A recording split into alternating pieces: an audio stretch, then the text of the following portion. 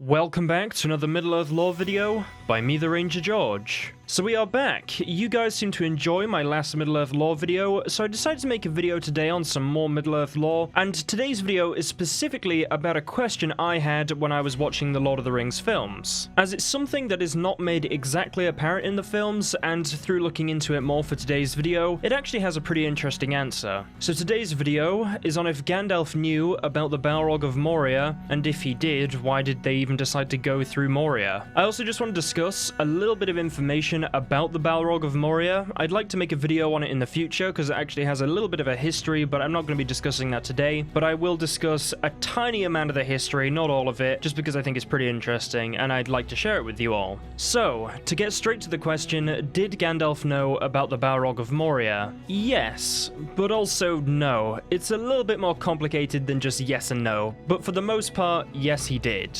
In the films, it is made apparent that Gandalf did not want to go through Moria, but because Saruman obviously blocked their way when they were trying to go through the mountains, they then had to sort of circle back and go through Moria. And in the films, they make it sort of Gimli's suggestion that they should go there. And Gimli obviously wanted to go there pretty badly in the films. And you may be thinking, okay, if Gandalf knew a Balrog was in Moria, why would he ever agree to go there? And the reason why is there is multiple reasons, but one of them is that he didn't necessarily know it was a Balrog, at least that's what has been said. He just knew about the sort of legend of the Durin's Bane, because the Balrog of Moria had already slain two of the previous dwarven kings, which were, you know, Durin's folk, etc. So he knew about some sort of terror known as Durin's Bane that was in Moria and forced the dwarves out, but he didn't necessarily know it was a Balrog, although he might have known, but it isn't really confirmed either way either. So he might have known it was a Balrog, he might not have. But his basic assumption is that they would go to Moria, they would perhaps meet up with Balin's company that had gone to reclaim Moria, I'll get into that soon, and then they would slip through without disturbing the Balrog, and then obviously get through to continue with their journey. But that didn't happen, and I believe it's actually thought that when they went to Moria, the reason the Balrog woke up and started to chase them is because it sensed the power of the ring. It's a little bit similar to what happened to Isildur when he was killed by a party of orcs. There's a lot of theories around how it could have been the ring that led the orcs to him, and that's why they killed him, and you might remember that from the films too. But we're not talking about that today, just to give you an idea that the ring does draw beings towards it, which I'm sure you might have gathered just from, say, watching the films with the ring wraiths and Gollum. To give you a little bit of background on the Balrog of Moria, or Durin's Bane, it is one of the Balrogs that managed to survive the War of Wrath, which is an important war in Middle-earth history, and whilst most of the Balrogs were exterminated, this one fled and then basically sat under the Misty Mountains for 5,000 years. It then remained there undisturbed until the year 1980 of the Third Age, when the Dwarves of Moria mined too deeply as they wanted more and more mithril, and then it slew Durin the Sixth that year. It then slew his son Nirn the First year later, when I believe he went to go and try and destroy it. And after this point, the Dwarves of Moria basically just fled Moria, and then I believe they went and settled new dwarven places, and I think an example of this is Erebor, because Erebor actually came about fairly recently, at least compared to Moria. Moria is actually the ancestral home of many of the famous dwarves of Lord of the Rings, The Hobbit, and Middle-earth in general.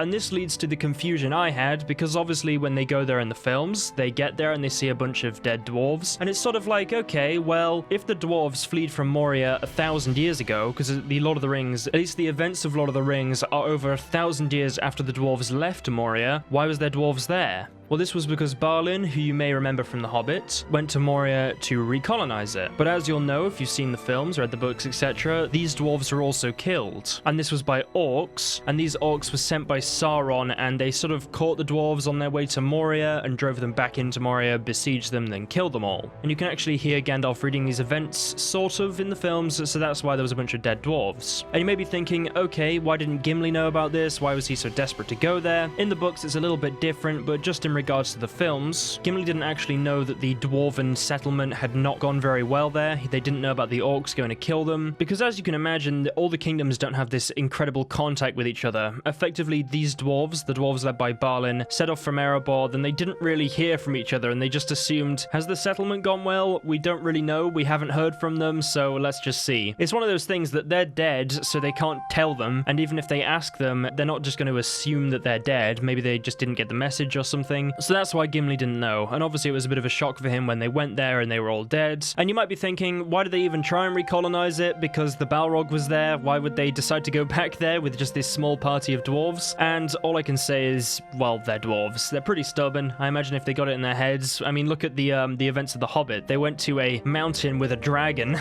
sent a hobbit in to go and steal the Arkenstone. I mean, they're very stubborn. When they get something in their heads, they will just do it, and I imagine that's why. Also, you got to consider this was like 1,000 years before. They might have thought, oh, well, Durin's Bane might have just gone back to sleep. He might not be there anymore. It might just be some sort of legend. We don't really know. It's one of those things that they assume something is in Moria, but they don't really know what it is. It's just a great terror. And I believe Gandalf's plan was to just sort of get through Moria with the Fellowship and then slip through and escape. But obviously, as I imagine you'll know, that did not happen, and Gandalf the Grey was technically sort of slain, although obviously he came back as Gandalf the White later on. And he did slay the Balrog, so you know, there's always that. But anyway guys, that's it for today's Middle-earth lore video. I feel like this is one of those subjects that maybe you'll just have a question about when you're maybe watching the films or reading the books. You might be like, hang on, how didn't they know about this? What's going on there? And I hope I've just given you a quick little answer to this, and you can just be like, oh, okay, that's why. So I hope you've all enjoyed. Be sure to like it if you've enjoyed today's video. Be sure to subscribe if you're new. Be sure to comment any suggestions. I don't necessarily just have to do Middle-earth lore in this channel. The whole point of this channel is basically just to make videos I feel like. However, I did feel like making another Middle-earth lore video because I really enjoyed making the one last week on the Rangers, and the Balrog is one of those things within Lord of the Rings that I remember when I was much younger, I absolutely loved it. I thought the Balrog was one of the coolest things I'd ever seen in anything. I mean, Lord of the Rings was my proper, I'd say, introduction to fantasy, and seeing the Balrog was just incredible. I remember I used to go to Games Workshop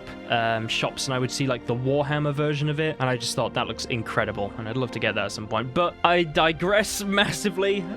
Be sure to subscribe, comment all that, like. I know I've already said this, but I do appreciate it, guys, and I will see you all in the next video. Have an awesome rest of the week, everyone. I really do appreciate the support on this channel.